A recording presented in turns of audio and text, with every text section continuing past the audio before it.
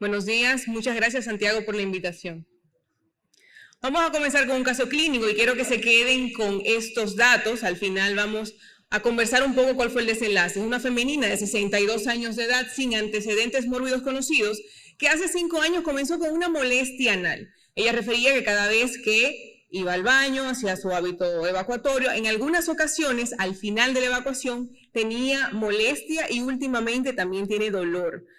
Al interrogatorio del patrón evacuatorio, la paciente tiene un patrón evacuatorio de que va al baño 3 a 4 veces a la semana, Bristol 3-4, con sensación de evacuación incompleta y necesidad para pujar. Y tomando esto en cuenta, tenemos que tomar la clasificación de Roma 4. Por lo general, lo que tomamos en cuenta para hablar de estreñimiento es una disminución en su frecuencia con un aumento en la consistencia. Sin embargo, hay que tomar todos los parámetros y si el paciente cumple con 2 de estos, ya se considera que tiene estreñimiento crónico. ¿Por qué hablar de esto? Por su prevalencia. Más del 20% de la población va a padecer de estreñimiento crónico, siendo similar con su incidencia o su prevalencia a la de la enfermedad por reflujo gastroesofágico o a la del síndrome dispéptico. En estos casos, a veces cuando nos resulta un poco más complejo tratar este tipo de entidades, podemos valernos de una herramienta más que tiene la gastroenterología y es la neurogastro, que no es más que la alta especialidad dentro de la gastroenterología que se encarga de la relación del eje cerebro-intestino y actualmente también se suma la microbiota. Para la clasificación del estreñimiento crónico, antes de entrar en materia, tenemos primero que descartar cualquier signo de alarma que pudiera tener este paciente. Y esto nos va a permitir saber en cuánto tiempo y de qué manera abordar esta entidad. En cuanto a las causas secundarias, vamos a tener algunas causas por fármacos, por medicamentos, otras metabólicas, el hipotiroidismo es una causa frecuente, algún trastorno psiquiátrico hay que descartar en el paciente, trastornos neurológicos como la enfermedad de Parkinson, alguna lesión en ano y recto o algunas misceláneas como las conectivopatías. Ya que tenemos todo eso descartado, entonces es que procedemos a identificar, acorde a su clasificación, de qué tipo de estreñimiento crónico es que estamos tratando. Entre las clasificaciones que se pueden presentar en un artículo, en una revisión que se publicó ahora en marzo del 2023, hablaron de una muy interesante que lo divide básicamente en orgánica y funcional. Funcional es cuando no se identifica a través de los estudios diagnósticos ninguna causa que pudiera entonces decirnos por esto es que el paciente tiene estreñimiento. Y acorde a la coordinación y la peristalsis que tuviera, lo vamos a dividir entre estreñimiento de tránsito normal, disinergia defecatoria y estreñimiento de tránsito lento. Cuando estamos en el paciente, en la consulta con el paciente, quizás les resulta un poco más complejo identificarnos o caracterizar cómo es su patrón evacuatorio. Para esto ya hay herramientas validadas, es una aplicación en donde el paciente, a través de pictogramas, el paciente va introduciendo todos los datos de cómo es su hábito intestinal y ya en la próxima consulta caracterizar mejor cómo es el patrón evacuatorio de este paciente. Ya se están haciendo todos los medios para entonces esta misma herramienta validarla en español. También en la consulta podemos realizar el tacto rectal y el tacto rectal es una herramienta tan importante que nos puede acercar al diagnóstico o a los resultados que pudieran ofrecer herramientas complementarias hasta un 86%, con un valor predictivo positivo de un 95%. Y lo vamos a dividir en dos esferas. Primero, la inspección de la región perianal, en donde aparte de tratar de visualizar lo mejor posible, tenemos que evaluar la sensibilidad, y luego el tacto propiamente dicho, en donde tenemos que ver el tono, el pujo y la contracción muscular.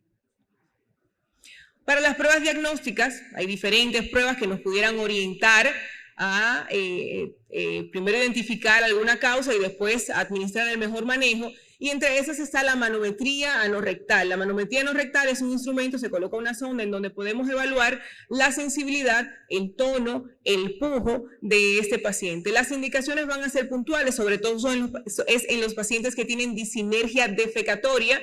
Si no sabemos el término, no pasa nada. La primera vez que se habló de él fue en 1985 y para hacer algo dentro de la medicina es realmente muy joven. En ese momento se hablaba de anismo y actualmente ya para el 2006 es que se acuña el término de disinergia defecatoria. ¿Y qué es? No es más que la pobre o ausencia de coordinación entre el recto y el ano. El paciente cuando intenta pujar aprieta y al final no sale la materia fecal o hay una debilidad tal, o sea, tan significativa que a pesar de que intenta hacer el esfuerzo, no puede al final realizarse el hábito defecatorio. Esas son entre algunas de las indicaciones que pudiera tener este estudio. También vamos a tener la prueba de expulsión del balón, que siempre debe auxiliarse. Cuando realizamos la manometría no rectal, debemos complementarla con una prueba de expulsión del balón, también la defecografía por resonancia magnética. Otras son el ultrasonido endoanal, el test de aire expirado, los marcadores radiopacos, tomando quizás un poquito en cuenta que en este caso se va a utilizar al final, antes de realizar algunos otros estudios, porque pudiera quizás ensombrecer más que aportar alguna evidencia significativa en estos casos, ya que 2 de cada 3 pacientes con discinesia defecatoria pudieran tener un tránsito lento. Otros métodos diagnósticos quizás no tan utilizados y otros que solamente se encuentran en institutos de experimentación son la electromiografía anal, la gamografía por gas intestinal, cápsula de motilidad inalámbrica que evalúa temperatura, pH y el movimiento como tal, y la manometría colónica. Se hace una endoscopia, se clipa la sonda de manometría y luego entonces se empieza a evaluar la motilidad colónica. Y la colonoscopia está indicada en el contexto del estreñimiento crónico. Realmente, si somos objetivos, no. Ya vimos que el paciente lo primero que hay que descartar es que tenga algún signo de alarma o causa secundaria. En el caso de que sí la tenga, ahí sí tiene indicación la colonoscopia. Sin embargo, para estreñimiento crónico idiopático propiamente dicho no lleva indicación. Ahora bien, se realizó otro estudio en el que se evidenció que el paciente que se le ofrece una colonoscopia tiene una mejoría de la sintomatología hasta 6 meses. Pero esta sintomatología mejora porque disminuye la ansiedad del paciente, que supone que puede tener alguna causa maligna que desenlace ese estreñimiento, aunque ese estreñimiento haya sido por años. O sea que si al final usted, a pesar de que conversa con el paciente se la quiere hacer y no tiene mayor riesgo, entonces ya correspondería a una indicación. Para el tratamiento vamos a comenzar primero por un abordaje integral. Lo primero que hay que hacer es tratar de corregir los factores de riesgo y tratar de quizás modificar el estilo de vida de este paciente. Y vamos a comenzar con el ejercicio. El paciente que tiene o que trata de tener una actividad física de unas 7 horas a la semana va a tener una mejoría significativa que se va a ver a partir del primer mes. Ese paciente también se le debe orientar de que no va a mejorar al otro día, no va a mejorar a la semana. Tiene que tratar de hacer ejercicio aeróbico y con el mantenimiento de este va a tener mejoría de su calidad de vida globalmente y gracias a eso disminución de la sintomatología. Pero el estreñimiento por sí solo tampoco reduce estreñimiento. Lo mismo ocurre con la hidratación. El paciente debe tener una adecuada hidratación. No es necesario que el paciente se tome 5 o 6 litros de agua, no. Es solamente evitar la deshidratación. Con 1.5 o 2 litros o acorde a los requerimientos de él sería suficiente. Esto va a reducir el uso de laxantes, pero al igual que el ejercicio físico, solamente tomar agua tampoco va a reducir el tener el estreñimiento. Y bueno, otros aspectos que hay que tomar en cuenta es en el momento del hábito defecatorio. ¿Cómo vamos a orientar al paciente de cómo debe acudir al baño? Bueno, lo primero es el tiempo. Actualmente, por el uso del celular, de revistas y demás, se dura mucho tiempo en el baño. Un baño victoriano, que es el que utilizamos actualmente, nos sentamos, eso hace que el recto entonces haga un ángulo mucho más agudo y se demore más el hábito defecatorio en producirse. Entonces, eso sumado a que duramos mucho tiempo en el baño, que va a haber una predisposición de hemorroides, que vamos a cualquier hora, trastorna también lo que sería un adecuado patrón evacuatorio. Por lo que se debe recomendar que el paciente dure menos de 5 minutos, trate siempre de ir a la misma hora, que sería su regularidad, y tratar de tener una postura en cuclillas. ¿Qué va a ayudar esto? Esto nos va a ayudar. Ok, muy bien. Ok. Gracias a esa posición en cuclillas, el músculo puborectal se va a relajar. Al relajarse el músculo puborectal, entonces el recto como tal va a tener un ángulo mucho más obtuso y gracias a eso va a pasar entonces la materia fecal mucho mejor. ¿Cómo podemos hacer eso? Bueno, hay una escultura que es el de Augusto Rodin, el pensador de Rodin, que tal cual así es que debemos colocarnos. ¿Cómo va a ser? Bueno, vamos a tratar de tener las rodillas por encima de las caderas, Vamos a tratar de tener las rodillas por encima de las caderas, separadas, 2 puños entre estas, los malleolos internos juntos y el torso ligeramente hacia adelante. Con eso va a haber una mejoría de hasta un 30% y ya eso es evidencia. En cuanto a otra modificación del estilo de vida que podemos tener es el uso de fibra. La fibra, cuando se contacta con la microbiota, va a permitir la producción de ácidos grasos de cadenas cortas y eso entonces va a ayudar mucho a la digestión. Pero también hay que tomar en cuenta que entre las complicaciones o efectos esperados del uso de fibra está la distensión, la producción de gas.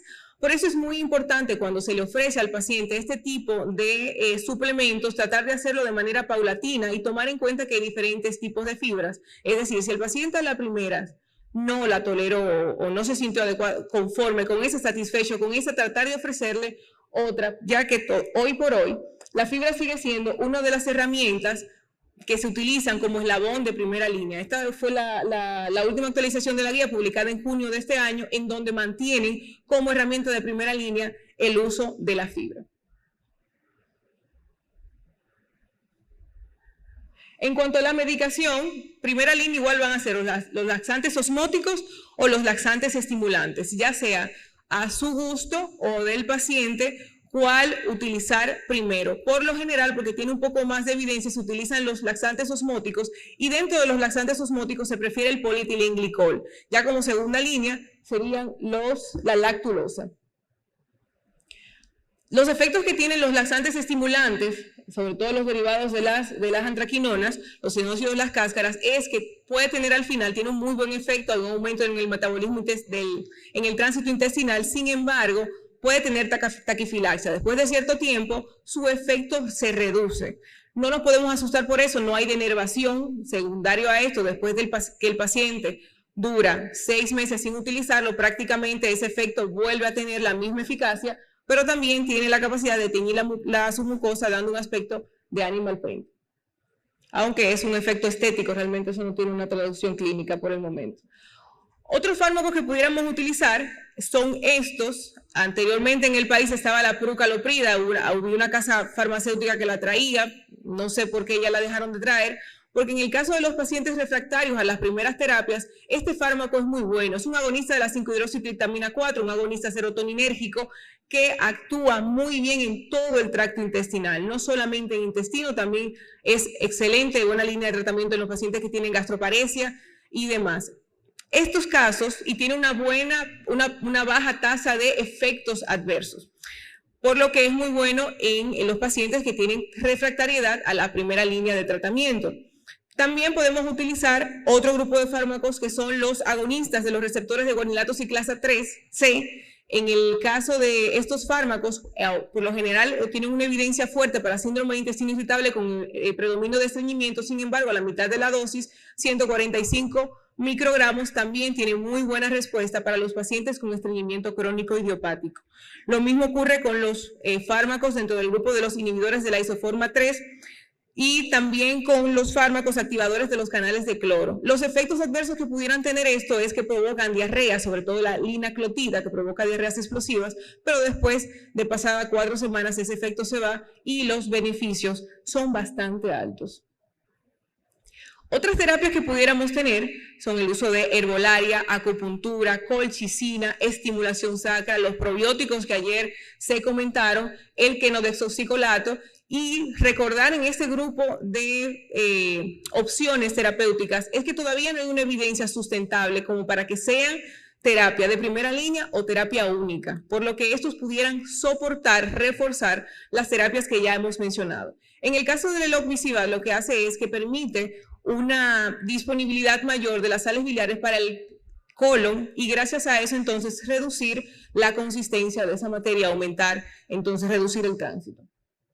En este lado del occidente todavía no está aprobado, pero tiene muy buenos resultados. Tenemos la cápsula vibrante, también aprobada por la FDA este año, es tal cual como el nombre le indica, es una cápsula que después de tomar va vibrando cada cierto tiempo y lo que permite es eso, aumentar, reducir el tránsito intestinal gracias a que permite, contribuye al movimiento de esas asas. Y se utiliza en pacientes que son refractarios a otras terapias, lamentablemente aunque está aprobado, por una cuestión económica todavía no está tan disponible alrededor del mundo. Y bueno, ya tenemos el arsenal terapéutico. ¿Cuál elegir? Al final de cuentas, quien va a decidir cuál elegir va a ser el paciente y el médico. En conjunto y en dependencia de su experiencia va a saber qué seleccionar. Sin embargo, la evidencia nos menciona estos fármacos que pudieran ser nuestras herramientas, nuestro armamento de primera línea, porque son los que mayor efectividad han demostrado.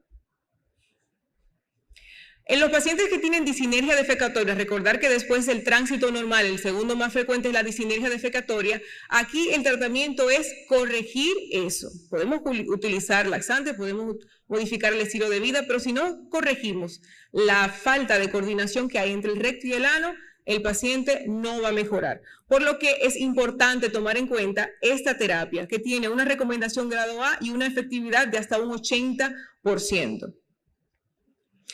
Dice el doctor Michael Camilleri que en los pacientes que tienen refractariedad, lo primero que hay que investigar es si realmente son refractarios a ese tratamiento. ¿Y cómo lo vamos a hacer? Revisando, volviendo atrás, todos los pasos que hemos hecho para ver si en algún momento se nos escapó algo y a partir de ahí entonces reiniciar incluso toda la terapia.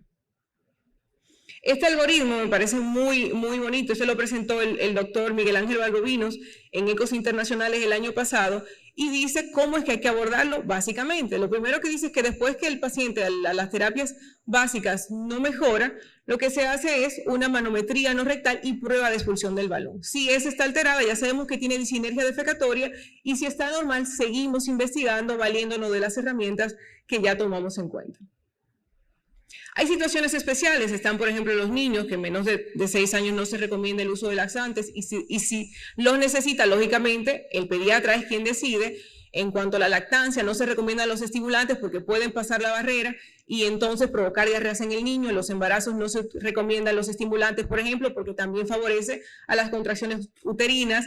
En los pacientes que tienen síndrome de sobrecrecimiento bacteriano hay que tomar en cuenta los que son metanogénicos. Los pacientes que utilizan opioides, específicamente hay que darle un grupo farmacológico que son los antagonistas de los receptores mu-opioides, entre esos el naloxegol. Lamentablemente tampoco lo tenemos en el país, pero aunque no se tenga, en algún momento llegará y es bueno tomarlo en cuenta. Los pacientes inmovilizados es mucho más difícil tener un manejo adecuado, por lo que se recomienda combinar algunas terapias. Está la enfermedad diverticular, que el uso de fibra pudiera ayudar, aunque no es tan significativa en la evidencia. El síndrome de intestino irritable ya lo mencionamos, y en los pacientes con enfermedad de Parkinson que pudieran debutar con estreñimiento. Esto es un manejo integral. Ni el neurogastro, ni el gastro, ni el coloproctólogo solo, ni el nutriólogo va a resolverle 100% a un paciente. Entonces, lo ideal en estos casos es tratar de trabajar en equipo para obtener los mejores resultados. Bueno, ¿se acuerdan de la paciente de 62 años que tenía 5 años con las molestias y actualmente el dolor? Esta paciente, cuando se le hace el examen físico, se le hace la inspección de la región anal, nos damos cuenta de esto, vemos esto, y da la impresión inicialmente como si tuviera un doble canal anal. Eso es un caso muy extraño, pero cuando tratamos de hacer otras maniobras no hay expulsión de secreciones y pareciera como si fuera un canal totalmente ciego. Entonces, secundario a esto, se le hace a la paciente un ultrasonido endoanal, donde se puede observar integridad de tanto el esfínter anal interno como el externo, pero aquí arriba se observa una colección que pudiera entonces orientarnos un poquitito más a que tuviera su fístula ahí ciega con su colección viejita. Se le hace también una manometría no rectal. La manometría está normal, realmente lo único que tenía era el esfínter anal un poco largo, pero eso no tiene una significancia clínica todavía. Sin embargo, a la paciente, cuando se insufla el balón, se puede observar aquí como hay una caída de la presión anal, es decir, hay un hábito defecatorio adecuado, pero cuando ese balón se insufla ya en cantidades superiores, 150, 160, comienza aquí a producirse esta barra de colores intensos, es decir, hay un aumento de la presión que pudiera orientarnos a que hay algo aquí que está deteniendo y por eso el paciente tiene el dolor. Lo que se está investigando es qué es lo que ocurre aquí. Bueno, ¿qué conducta tomar? Lo primero fue que se reevaluó la paciente totalmente, se trató de cambiar el estilo de vida, se dio un manejo medicamentoso escalonado y se está valorando con coloproctología para una resonancia de piso pélvico, entonces caracterizar mejor los hallazgos de que si posiblemente sea una fístula, si necesita una resección o si se va a mantener solamente con terapia farmacológica. El manejo debe ser integral, aunque la paciente tenga una buena respuesta. Como conclusiones, no minimice el daño, investigue. Para cada clasificación habrá una herramienta diagnóstica. La buena selección estará en el buen interrogatorio, en el buen abordaje diagnóstico. El paciente refractario hay que reevaluar y la neurogastro es otra herramienta que nos puede ofertar buenos resultados. Muchísimas gracias a todos ustedes.